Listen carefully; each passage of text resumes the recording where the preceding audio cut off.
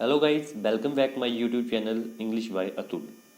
आज का मेरा टॉपिक है बेसिक ऑफ इंग्लिश, जिसमें मैं आपको सभी अल्फ़ाबेट की प्रोनाउंसिएशन के बारे में बताऊंगा और ए वर्सेस एन में क्या डिफरेंस है, द वर्सेस डी में क्या डिफरेंस है, कब द को दी कहते हैं, एंड पैंग्राम के बारे में बताऊंगा, पैंग्राम क्या होता है, इफ़ बाय वोवल क्या बाय वोवल है उसके बारे में बताऊंगा।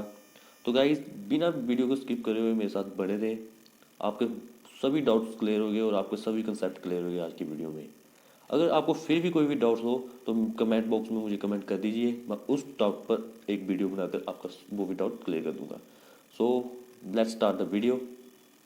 जैसे कि आप देख रहे हैं, अल्फ़ाबेट अल्फ़ाबेट को हिंदी में वर्णमाला या अक्षरमाला कहा जाता है, ठीक है। और इन सभी अल्फ़ाबेट में जो जितने भी लेटर है, जो आपको पता है 26 लेटर्स है हमारे, ABCD, आप सभी को पता है। और इनकी प्रोनाउंसिएशन जो है अलग अलग है। उन सभी प्रोनाउंसिएशन को मैंने लिखा हुआ है, हर वर्ड के नीचे हर वर्ड की प्रोनाउंसिएशन को मैंने लिखा हुआ है। ए, अभी जो ए है, ए कभी कभी आ, या कभी ए, या कभी ए, या कभी ए, या कभी ओ साउंड करता है। बी सिर्फ व साउंड करता है। एंड सी स, या कई बार क भी साउंड करता है। एंड डी ड या द साउंड करता है। ई या बड़ी ई या ए साउंड करता है। एफ फ साउंड करता है। जी ग या कई बार ज साउंड करता है। इसी तरह एच ह साउंड करता है। आई आय या आई या ई या अ साउंड करता है। जे ज साउंड करता है। के क साउंड करता है। एल ल, एम म, और एन न साउंड करता है। ओ ओ ओ या अ साउंड करता है।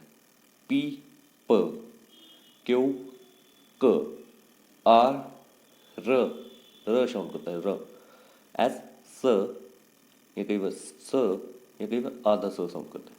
टी त या त, यू य, या कई बार ऊ, या कई बार अ साउंड करता है।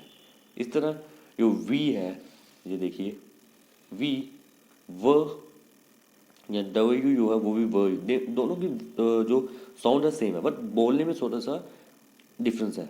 जैसे कि हम वेरीफाई और विंडो, बोलने में डिफरेंस है, बट प्रोनाउंसिएशन दोनों की हिंदी में एक ही है, और इसे बोलने में भी वही आता है, वही साउंड आती है। एक्स ए या ज पैर में जो बिंदी है, ज ज नहीं है, ये ज कहते हैं इसे, और कई बार कर्स, ठीक है। और वाई य ई या ई, इसी तरह जेड भी ज साउंड करता है। तो इसी तरह ये सभी अल्फ़ाबेट्स में जितने भी लेटर्स होते हैं, इस तरह ये सभी अल्फ़ाबेट्स के लेटर साउंड करते हैं। आई होप आपको समझ आ गया हो। तो आगे मैं आपको बताता हूँ कि आगे मैंने थोड़े से क्वेश्चन रखे हुए, ये जैसे कि अल्फ़ाबेट, अगर आपको कोई भी पूछे कि अल्फ़ाबेट कितने होता है, तो याद रखना अल्फ़ाबेट एक होता है। आपने ये नहीं कहना है कि अल्फ़ाबेट 26 होते हैं, नो, अल्फ़ाबेट एक ही होता है, क्योंकि अल्फ़ाबेट एक वर्ड है, तो वर्ड तो एक ही है। अल्फ़ाबेट क्या है, एक वर्ड है। लेटर्स 26 होते हैं। तो याद रखना, सबसे पहले आपका ये डाउट क्लियर कर दिया कि मैंने, अल्फ़ाबेट कभी 26 नहीं होते, अल्फ़ाबेट में जो लेटर है वो 26 होते हैं। जैसे मेरा नाम अतुल है, तो मेरा नाम अतुल है, ठीक है, ये मेरा नाम, मैं एक ही हूँ। अगर बॉय की बात करें तो बॉय में तो कितने लड़के आ जाएंगे। इसी तरह अल्फ़ाबेट एक वर्ड है, तो उसमें जो लेटर है वो कई है, ठीक है, अल्फ़ाबेट एक वर्ड है, और उसमें जो लेटर है वो 26 है। तो ये आपका क्लियर हो गया। तो अभी पूछा गया है कि वन लेटर वन वर्ड, क्या एक लेटर एक वर्ड हो सकता है, ये भी मैं आपका आगे जाकर क्लियर करूँगा, बट अभी मैं बता दूँ, होता है, एक लेटर एक वर्ड हो सकता है। और इसी तरह एक वर्ड एक सेंटेंस भी हो सकता है, और एक सेंटेंस एक पैराग्राफ भी हो सकता है। अभी यहाँ पे पूछा गया है कि इफ़ इज़ वाई वोवल, क्या वाई वोवल है, नो, वाई वोवल नहीं है। ये भी मैं आपका डॉक्टर लेकर आऊँगा कैसे वाई वोवल नहीं है। पैंग्राम क्या है, ए वर्सेस एन में डिफरेंस, ड वर्सेस डी में डिफरेंस। अभी यहाँ पर मैंने एग्जाम्पल लिख दी हुई है कि he is dash MLA, he is DSP। यहाँ पर कैसे एन आया, कैसे अ आया, इसके बारे में मैं आपको क्लियर करूँगा।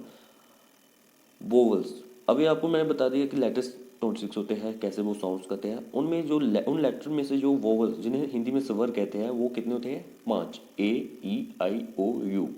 ठीक है, और बाकी जितने भी बच गए वो सभी कॉन्सोनेंट्स होते हैं, जैसे कि मैंने लिख दिया हुआ है रेस्ट 21। ठीक है, कॉन्सोनेंट को हिंदी में व्यंजन कहते हैं।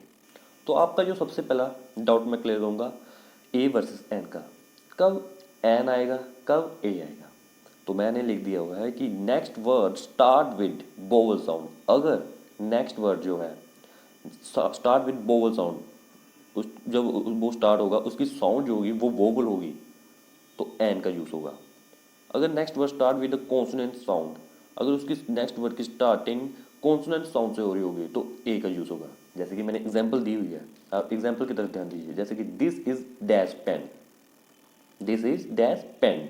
और पेन, प की साउंड आ रही है, प की साउंड आ रही है, तो प इज अ कॉन्सोनेंट्स, तो क्या आएगा? A. There is dash elephant, there is dash elephant, तो ए की साउंड आ रही है, एलिफेंट, तो ए इज अ वोवल, तो एन आएगा। He is dash MLA, MLA, a की साउंड आ रही है, तो ए इज अ वोवल, तो एन आएगा।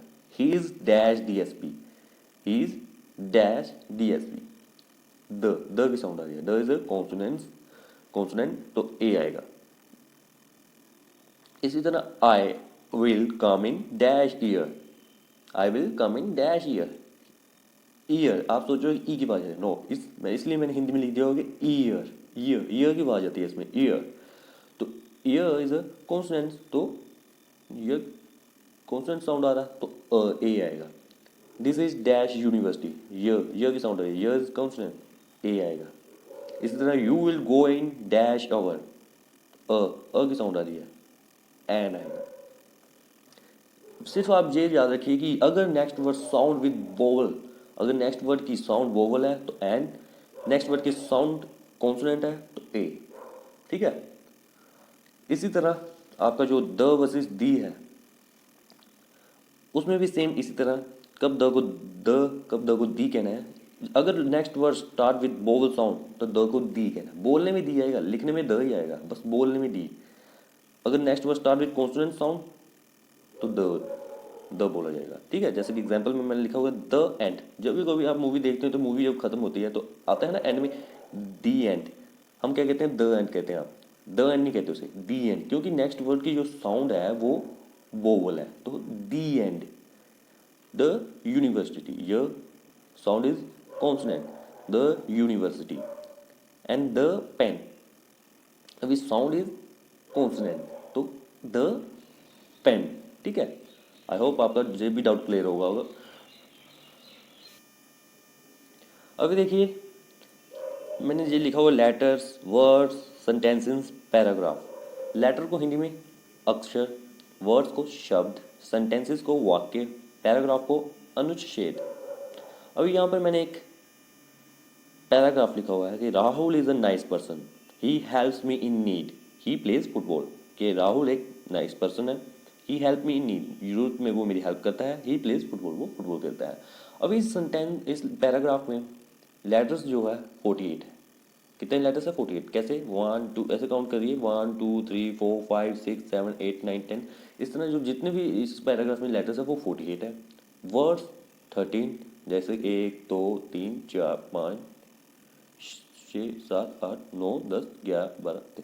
ठीक है, वर्ड्स 13 और सेंटेंसेस 3। सेंटेंस 3 देखिए, Rahul is a nice person, एक सेंटेंस ये हो गया। He helps me in need, एक सेंटेंस ये हो गया। He plays football, sentences 3। तो आपको मैंने पहले सबसे स्टार्टिंग में आपको मैंने बताया था ना कि एक लेटर्स एक वर्ड हो सकता है। कैसे?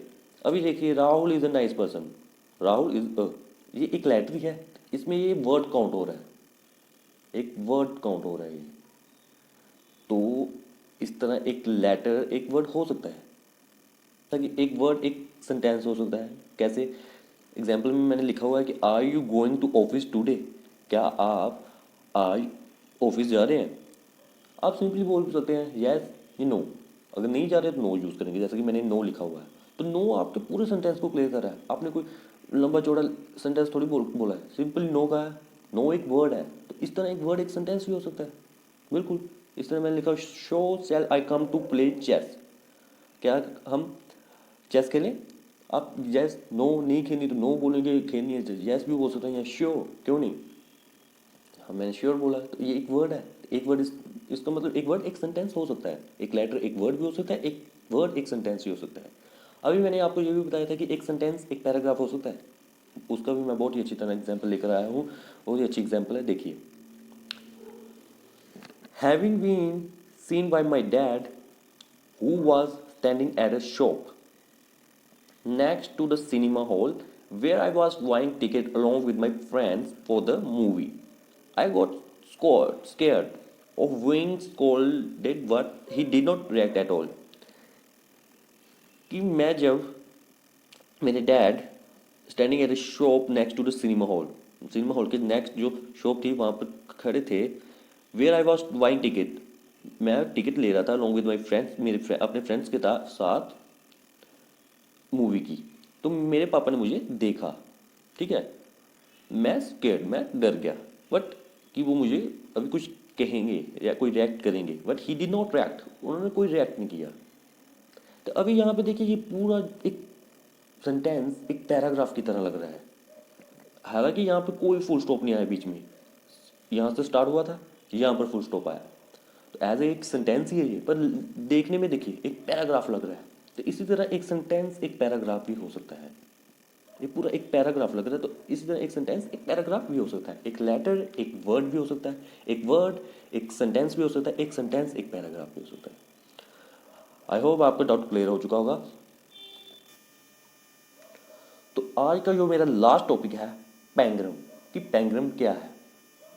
तो मैंने इसकी डेफिनेशन लिखी हुई है कि a sentence containing all the letters of the alphabet is known as pangram, कि जो सेंटेंस में एक सेंटेंस में जब अल्फ़ाबेट के सभी लेटर्स आते हैं तो उसे पैंग्राम कहा जाता है। जैसे कि मैंने एग्जांपल दी हुई है, द क्यू ब्राउन फॉर jumps over the lazy dog, इस सेंटेंस में अल्फ़ाबेट के सभी लेटर्स आ रहे हैं, तो जब एक सेंटेंस में लेटर्स सभी लेटर्स आ रहे हो अल्फ़ाबेट के, तो उसे ही पैंग्राम कहा जाता है। तो याद रखें कि एक सेंटेंस में जब सभी लेटर आ रहे हो सेंटेंस में, एक सेंटेंस में सभी लेटर्स आ रहे हो अल्फ़ाबेट के, तो वो ही उसे ही पैंग्राम कहते हैं। आई होप आपको डेफिनेशन भी समझ आ रही हो कि a sentence containing all the letters of the alphabet is known as pangram. ठीक है, तो आज के लिए इतना ही। थैंक यू मेरे साथ जुड़े रहने के लिए। अगर वीडियो अच्छी लगी तो प्लीज़ वीडियो को शेयर एंड चैनल को सब्सक्राइब एंड बेल आइकन को प्रेस कर दीजिएगा। मैं चाहता हूँ कि ये वीडियो हर एक बच्चे के पास पहुँचे ताकि वो स्पोकन इंग्लिश सीख सके। इसी तरह मैं आपको बेसिक से एडवांस लेवल तक पहुँचाऊँगा, आप बस मेरे साथ बने रहें। Thank you.